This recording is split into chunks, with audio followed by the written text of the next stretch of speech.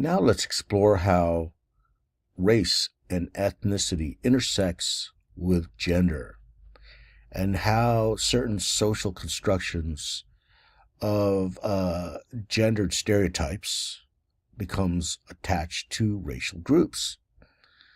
And specifically, we're going to explore how Asian Americans have been stereotyped and caricatured in certain ways. And this, by the way, has its roots in Orientalism. And if you recall, Orientalism is that belief system, that ideology whereby the world was divided into two different areas. And they were believed to be fundamentally different, in fact, fundamentally opposed, as in, binary opposites. And of course, that's the Oriental world versus the Occidental world, sometimes expressed as the Eastern versus the Western world, Eastern civilizations versus Western civilization. So one outgrowth of this ideology is the belief that persons who are Oriental, so to say, cannot fully assimilate to the Western world, cannot assimilate to Western civilization. And we explored that in considerable depth.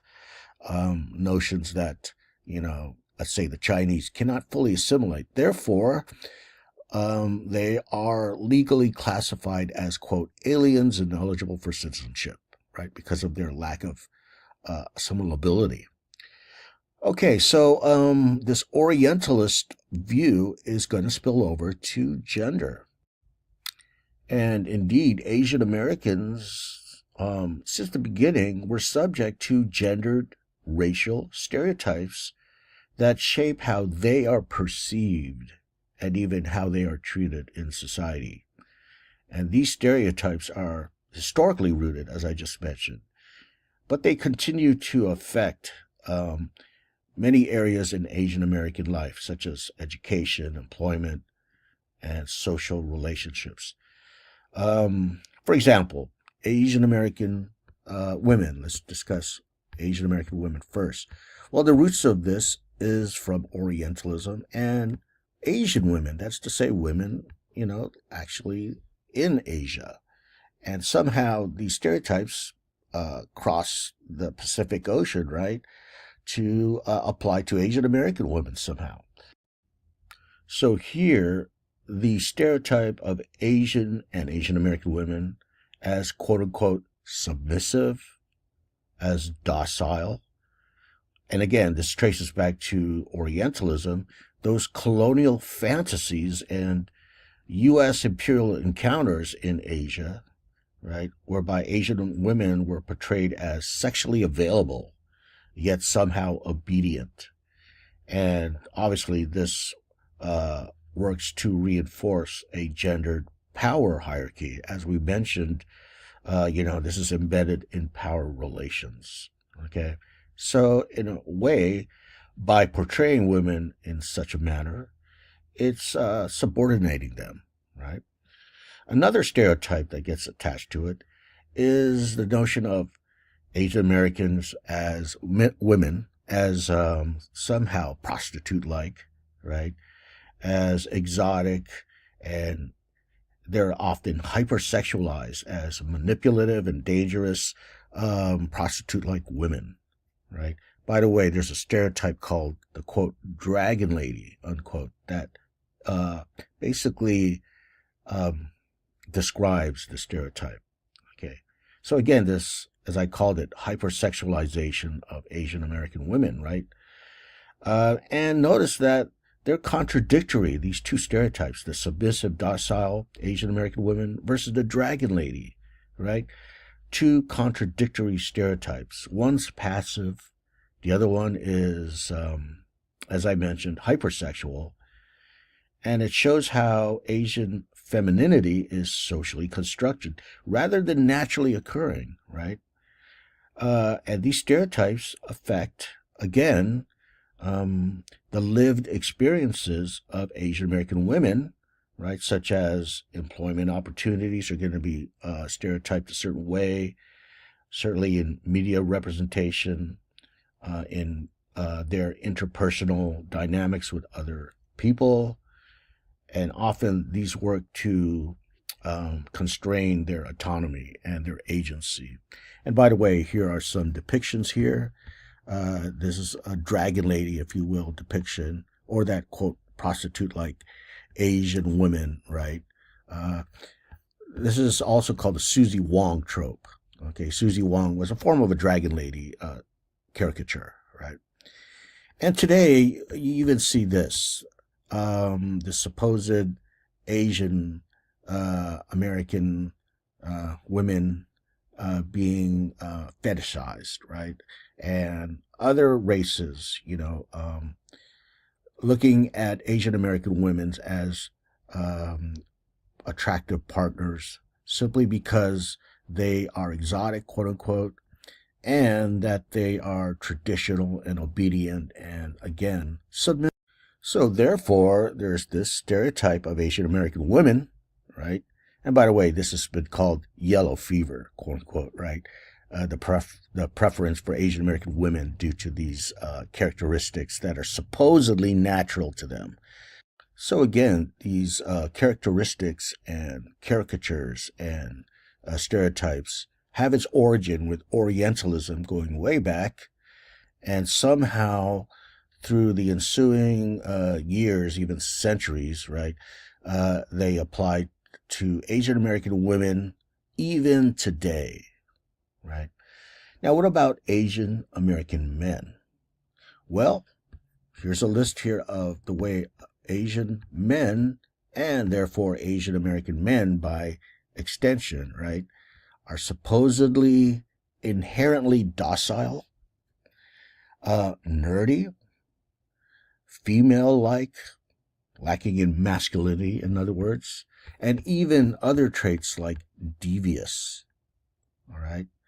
But one thing that you could see across the board is that Asian men and Asian American men are somehow inferior to Western males. Okay, so again, Asian men in the U.S., particularly in the Western world, I should say, have been historically feminized in media, in politics, in popular culture. And you look at these here, right, about Asian American men, right? By the way, this is in contrast to the hyper masculinity that's often assigned to Black and Latino men, all right?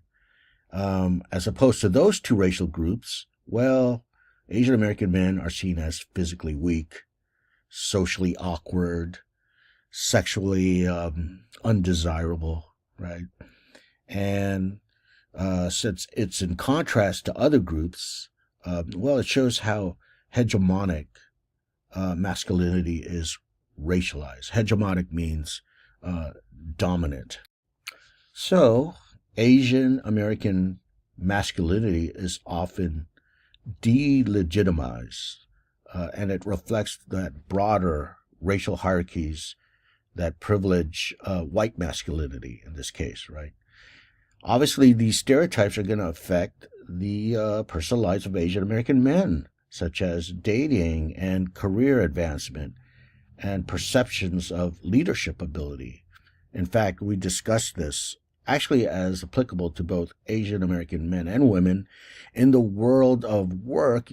For example, Asian Americans have been stereotyped as too docile, lacking assertiveness, lacking leadership skills. Therefore, they should not be given positions or awarded positions in the top echelon of the corporate world, right?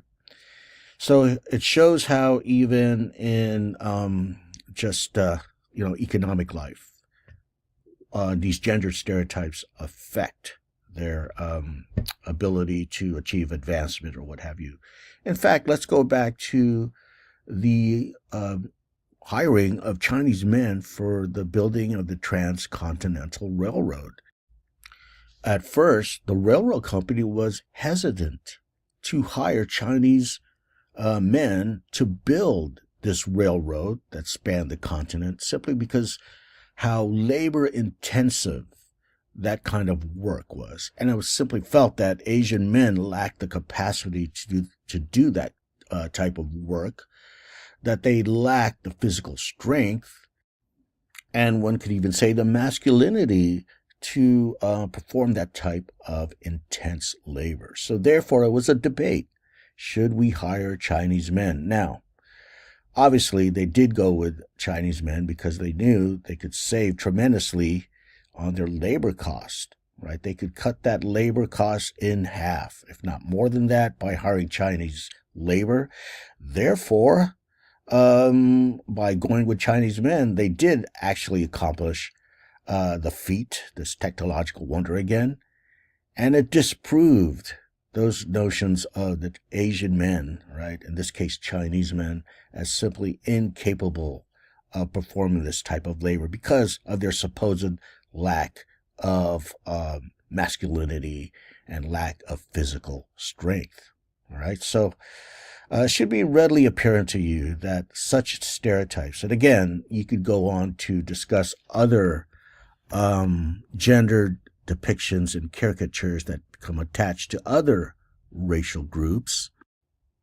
For example, African American masculinity, it's been argued by scholars, is profoundly shaped by slavery and anti-blackness in the United States and the remnants of Jim Crow even today, right? So what that does is contribute to that sense of black masculinity that is often presented in media today and culture.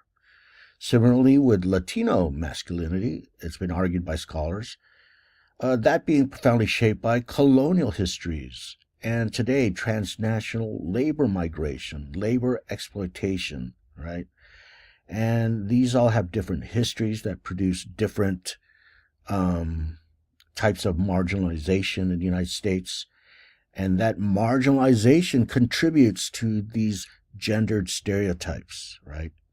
And certainly we could discuss other ideas like, for example, black women being labeled as strong or even angry, or perhaps hypersexual again, that hypersexual stereotype. Again, much of this is rooted in slavery and rooted in even post-slavery discrimination and oppression, right? Whereby these systems deny them femininity and protection. Okay, so there's this profoundly historical dimension to much of this current day stereotypes, right? And you see that intersect with ideology, leading to the social construction of such gendered stereotypes and gendered caricatures again. And oftentimes they're just accepted as natural, normal. They become essentialized. But needless to say, it's, we may think of Asian American women as such and such, or Asian American men as such and such. But it's clearly obvious that even though we think of that, it's not true. Okay, there are Asian American men who are not docile, who are very masculine. There are Asian American women who are assertive and not obedient and dutiful. There are African American men who are not hyper masculine, or for that matter, Latino men. There are African American women who are not as assertive and not as quote unquote angry as the stereotype goes, right? These again are all social constructions that become essentialized.